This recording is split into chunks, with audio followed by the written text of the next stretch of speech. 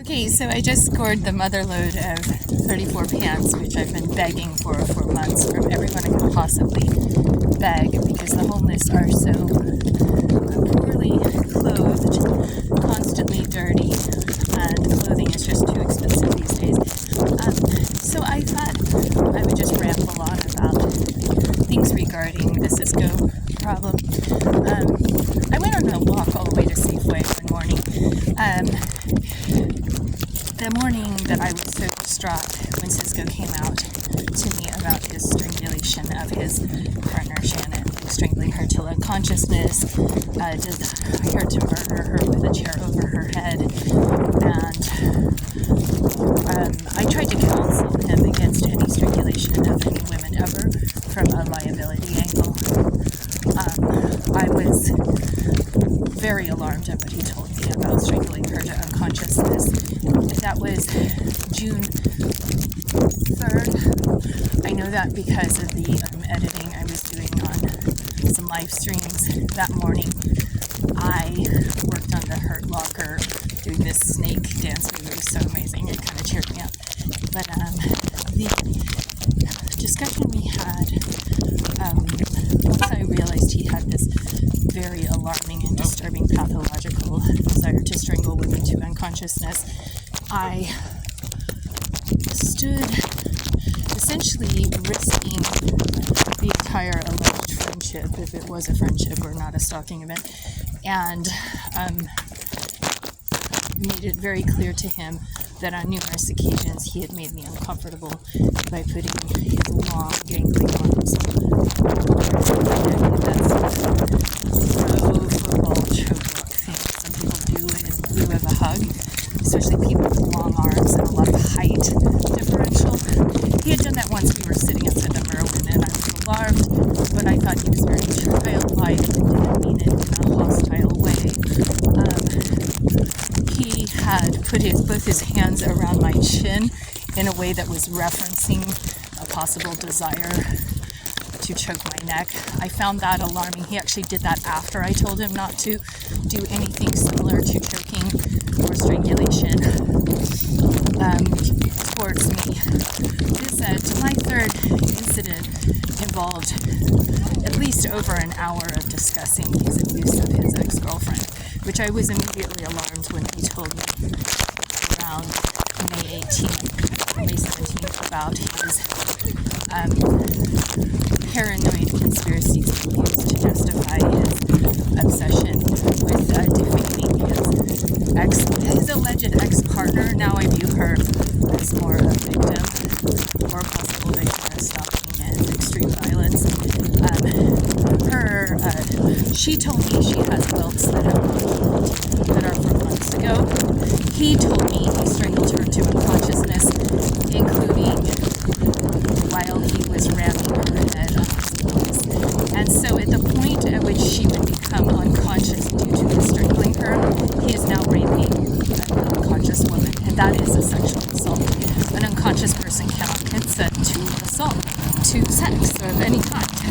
So when I was looking at the statute of strangulation for revised statutes, the last thing I sent to him was the annotation of the strangulation statute, which states that consent is not a defense. So even if he tries to frame, bully, pressure, coerce, or extort someone into saying the consent, which I even questioned my making out with him the night he attacked me, because his suicide threats could be construed as coercive. Was that pure consent, or and then also a lot of his intentions, which involved contacting me at 2 a.m, keeping me up all night, showing up at my door, essentially following me home from the bar, allegedly for my own safety. But so many women have had this. The guy who claims they're walking you home safely then becomes the attacker. That's just like Chris Duffy of Seaside Meals Outpost. The attacker becomes the attacker. So other things to consider. The last thing I sent him was that consent is no defense, and that was, I believe, the day after he called in the welfare check on the 17th. And I felt that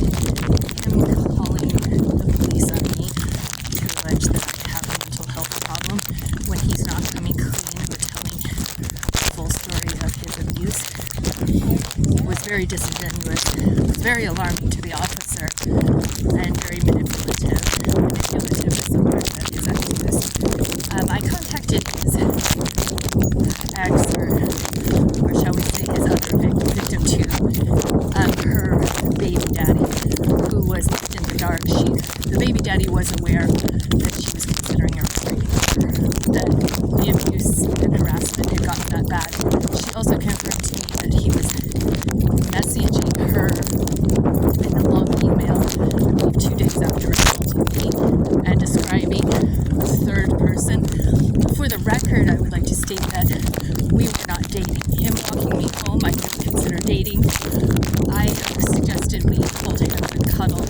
The very first time we sat upright on the daybed, holding hands, doing things sexual and all, he told me that he had been self-harming by hitting himself over the head. So I was very concerned, obviously, for his behaviors, but I understand them, having suffered from similar instincts.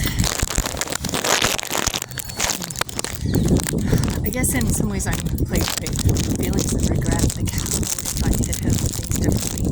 For instance, left him the night he kept saying, I want to die, I want to die, I want to die, I want to die, I want to die. That repeatedly, that over and over, without cessation, completely obsessively. If I had handled it differently, would we have had a different outcome? I also kind of have a sometimes deep meta understandings, which my first red flag was I don't like the way he talks about this victim 2 person, the one he was strangling for a year. I don't like how he talks about her.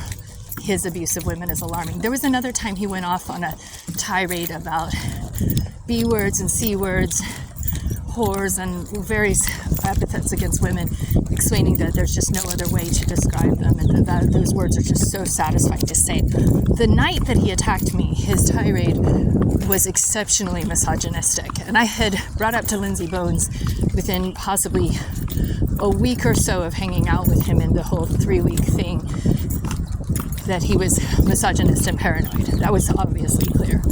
And it's almost like if anybody's seen his band, it's clear he's a tormented genius. That is his shtick.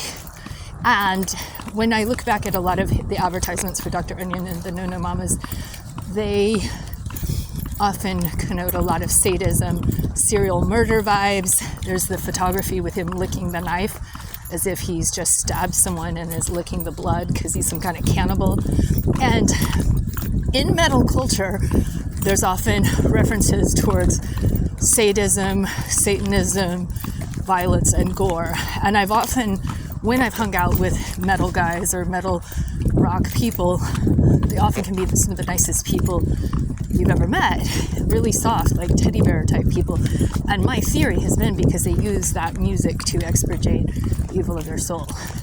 But in this case, it clearly was not enough, and there had to be human gore. Another thing of great concern to the general public is he told me he was sending unsolicited dick pics to people who did not want them. And I was not one of the people who got them, thank God. But I never saw his penis, never touched, never fondled, nothing. We had a very platonic thing in his walking me home and talking about music and snuggling a little, which was concerning to him because he felt that it was just he didn't understand that you could do that with a friend, or it made him very confused or whatever. I don't know. He's just very hung up on monogamy or control.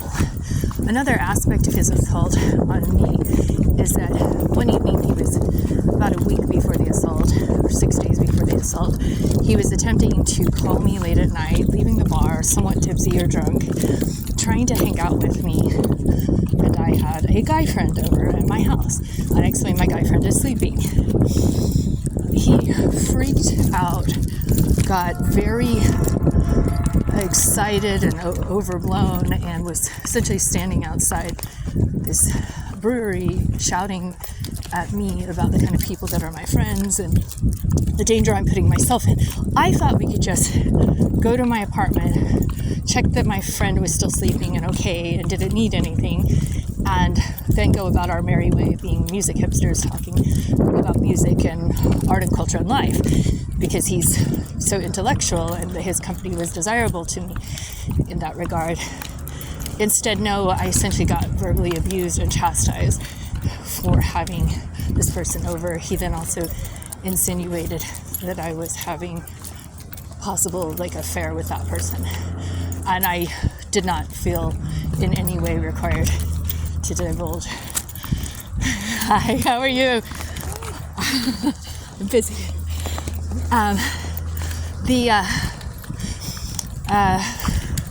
Additionally,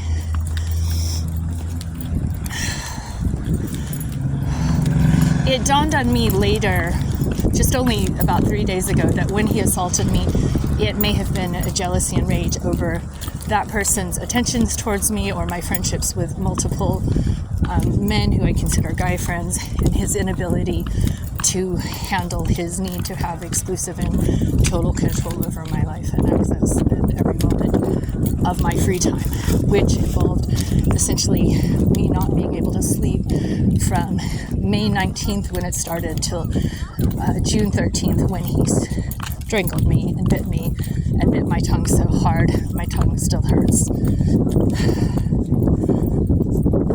now weeks later, and bit my chin. He also bit my leg hard, so. And several of these bites were so hard that I screamed, and I was in shock during the incident. Thought this is going to replay like a horror in my mind, like a horror movie. This is like a nightmare. What a monster he is. Nevertheless, I wanted to discuss with him how to bring his comprehension of anything, reality, consent, or dignity, or kindness, down to a more moderate level. I was clearly trying to fix him. Gosh, this nice girl just wanted to talk to me, and I just blew her off. But anyway, there are a few more points that I feel would it be clearly understood. So evidently, okay, my friend read me the whole Facebook tirade, or a lot of it, a few nights ago. I had no idea he left town. I had no idea. I continued to feel unsafe walking around town, worried he was going to jump out of bushes. He did follow me after essentially bullying me into hanging out with him so he could clear his name and talk through his issues and minimize my suffering. I wanted nothing more to do with him. Left him, made it extremely clear. He then followed me in a way that made me feel frightened.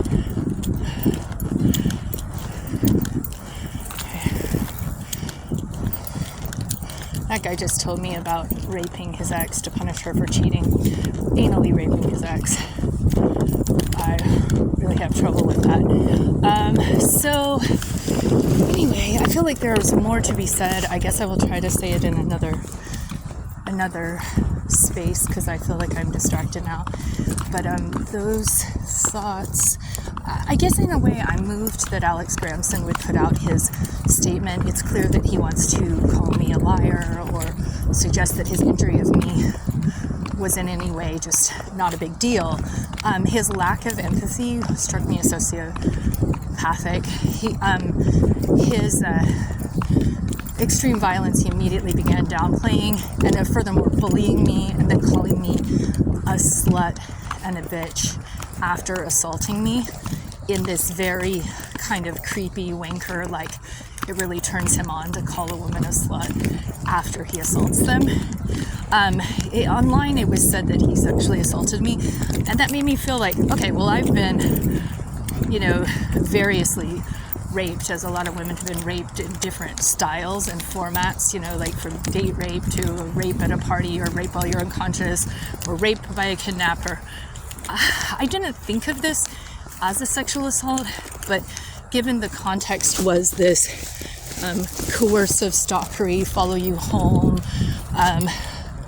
constantly flood your inbox with messages, want to hang out with you every moment of the day, throw temper tantrums if you hang out with anyone else, kind of greedy control stuff.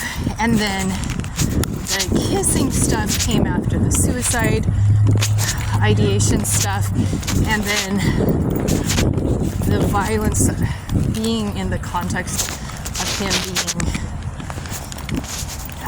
I understand that, given the parameters of a very loose understanding of sexual assault, that is okay to consider it that way. I don't view it as in any way like a full penetrative rape. He never touched my genitals. I think there was some consensual or coercive, fondling. It didn't bother me. I was attracted to him. I think when you are attracted to people and they assault you, it can be very confusing. He also tried to manipulate my being attracted to him as proof of consent to the violence. And I immediately was trying to discuss with him why he wanted to essentially shame me for being attracted to him, implying that my being attracted to him required him to be violent and that I should be accepting of that, or furthermore bullied for not being as compliant with his coercive violence as his previous victim, I'm calling victim 2, would be. Her situation, I think, is far more extreme. I think if anybody wants to have sympathy, please help this woman. I think he damaged her body, potentially a lot of brain damage. I'm still having swollen lymph nodes from what he did to me, pain in my hyoid bone, pain when talking, pain when turning my neck, discomfort. I feel perpetually strangled by the damage he did to my tissues. Fortunately, the CAT scan is showing that there were severe breaks, but when you look at broken neck stuff, but when you look at what happens with delayed symptoms of strangulation injuries, there can be delayed things that happen and arise, and I will continue to have it monitored.